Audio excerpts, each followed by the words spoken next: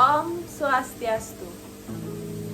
Perkenalkan, nama saya Nikomang Ayuni Lawati dengan NIM 2011031152 dari kelas I semester 3 dari program studi pendidikan guru sekolah dasar. Di sini saya akan menjelaskan mengenai penanaman konsep bangun datar, kesebangunan, dan kongruensi segitiga. Apakah kalian sudah siap untuk belajar? Langsung saja yuk kita mulai untuk belajar. Nah, baik, di sini kita akan belajar mengenai penanaman konsep bangun datar, kesebangunan, dan kongruensi segitiga di sekolah dasar. Yang pertama, di sini kita akan membahas mengenai bangun datar. Bangun datar adalah bangunan geometri dengan permukaan datar yang terbentuk melalui garis dan titik sehingga membangun bangunan dua dimensi yang memiliki rumus luas dan keliling. Datar merupakan sebuah bidang datar yang dibatasi oleh garis lurus ataupun lengkung. Nah, bangun datar itu terdiri dari jajar genjang, persegi, segitiga, trapesium, persegi panjang, lingkaran, belah ketupat, dan layang-layang. Nah, di sini kita akan membahas mengenai sifat-sifat dan rumus dari bangun datar tersebut. Nah, yang pertama di sini kita akan membahas mengenai segitiga. Sifatnya yaitu yang pertama memiliki 3 buah sisi yang berupa garis lurus. Yang kedua, ketiga sudut yang ada pada segitiga memiliki besaran sudut yang sama yakni 180 derajat. Yang ketiga, sisi terpanjang pada sebuah segitiga ada pada bagian terdepan dari sudut terbesar. Nah, ini adalah contoh dari gambar segitiga. Rumus dari segitiga tersebut yaitu luasnya, yaitu setengah dikali alas dikali tinggi. Di mana A itu merupakan panjang alas segitiga, D merupakan tinggi segitiga, dan panjang sisi miring dicari dengan rumus Pitagoras. Yang kedua yaitu bangun persegi, di mana ciri-cirinya yang pertama memiliki 4 sisi sama panjang. Yang kedua, setiap sudut yang terbentuk oleh sisinya merupakan sudut siku-siku. Yang ketiga, setiap diagonalnya membagi 2 sama besar sudut yang terbentuk oleh sisinya. Dan yang keempat, perpotongan antara diagonalnya membentuk sudut siku-siku. Rumus dari bangun datar persegi ini yaitu luasnya sisi kali sisi. Sedangkan rumus keliling persegi adalah 4S atau sisi kali sisi kali sisi kali sisi.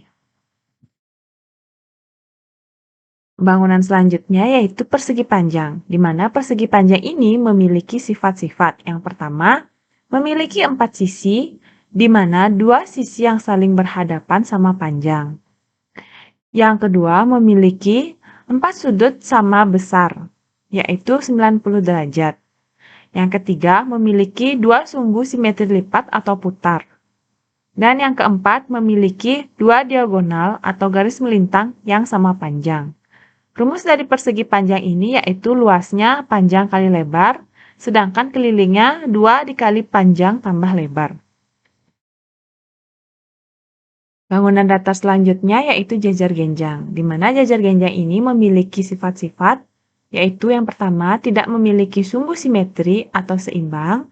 Yang kedua, sisi jajar genjang yang saling berhadapan adalah sejajar dan sama panjang. Contohnya itu seperti AB sama dengan BD dan AD sama dengan BC. Yang ketiga, sudut-sudut yang berhadapan memiliki besaran yang sama. Contohnya itu seperti sudut A sama dengan sudut C, sedangkan sudut B sama dengan sudut D. Ini adalah contoh dari gambar jajar genjang. Rumusnya yaitu jika mencari alas, yaitu dengan rumus K per 2 dikurang B, sedangkan sisi miringnya yaitu K per 2 dikurang A, sedangkan tingginya yaitu L per A, sedangkan alasnya yaitu L per T. Bangun datar yang selanjutnya adalah belah ketupat. di mana belah ketupat ini memiliki sifat-sifat, yaitu yang pertama memiliki 4 sisi yang sama panjang, di mana sisi yang berlawanan sejajar. Yang kedua, garis diagonal membelah belah ketupat dengan sudut siku-siku. Yang ketiga, jumlah dua sudut yang berdekatan adalah 180 derajat. Yang terakhir, memiliki dua sumbu simetri lipat dan putar. Rumus dari belah ketupat ini luasnya yaitu setengah dikali diagonal 1 dikali diagonal 2. Rumus keliling belah ketupat ini adalah S tambah S tambah S tambah S atau S kali 4. Nah, yang selanjutnya adalah layang-layang, di mana layang-layang merupakan macam-macam bangun datar yang berupa segi 4 yang memiliki sifat-sifat, yaitu yang pertama memiliki 4 buah sisi, yang kedua memiliki 4 buah sudut, yang ketiga memiliki 2 garis diagonal, dan yang keempat memiliki 1 simetri lipat. Ini adalah contoh gambar dari layang-layang, bisa diperhatikan. Nah, rumus dari bangun datar layang-layang ini yaitu jika mencari luasnya yaitu setengah dikali diagonal 1 dikali diagonal 2. Jika mencari diagonal satunya yaitu memiliki rumus 2 dikali L dibagi diagonal 2. Sedangkan diagonal 2-nya memiliki rumus yaitu 2 dikali luas dibagi diagonal 1. Sedangkan untuk mencari keliling dari layang-layang ini yaitu 2 dikali A tambah C.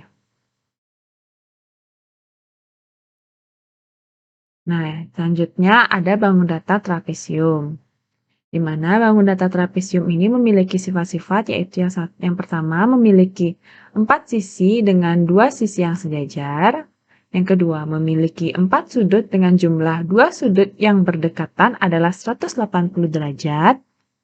Nah, yang ketiga, trapesium sama kaki memiliki panjang kaki-kaki yang sama. Nah, ini contohnya dari gambar trapesium. Nah, rumus dari mencari bangun datar trapesium itu untuk luasnya yaitu setengah dikali A ditambah B dikali T. Untuk kelilingnya yaitu AB ditambah BC ditambah CD ditambah DA. Nah, yang terakhir adalah lingkaran, di mana lingkaran ini memiliki sifat-sifat yang pertama memiliki jumlah sudut yaitu 180 derajat. Yang kedua, memiliki diameter yang membagi lingkaran menjadi 2 sisi seimbang. Yang ketiga, memiliki jari-jari yang menghubungkan titik pusat dengan titik busur lingkaran.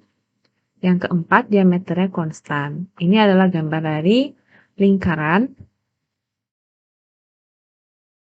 Nah, dalam mencari bangun datar lingkaran ini, ada rumusnya yaitu jika mencari luasnya yaitu pi dikali jari-jari kuadrat. Sedangkan kelilingnya yaitu pi dikali diameter dikali kuadrat. Selanjutnya, di sini saya menjelaskan mengenai kesebangunan. Kesebangunan adalah dua bangun datar memiliki sudut atau bentuk yang sama. Selain itu, ukuran dua bangunan itu tidak perlu selalu sama, seperti kongruenan. Biasanya, kesebangunan dilambangkan dengan simbol. Nah, syarat-syarat kesebangunan itu yang pertama memiliki panjang sisi yang sama, besar antara dua bangun datar yang dibandingkan. Yang kedua, memiliki sudut yang diapit dua sisi sama besar antara dua bangun datar. Yang ketiga, sisi yang diapit oleh dua sudut memiliki nilai yang sama besar. Nah, untuk lebih lengkapnya lagi, kita bisa perhatikan gambar yang ada di sebelah ini ya.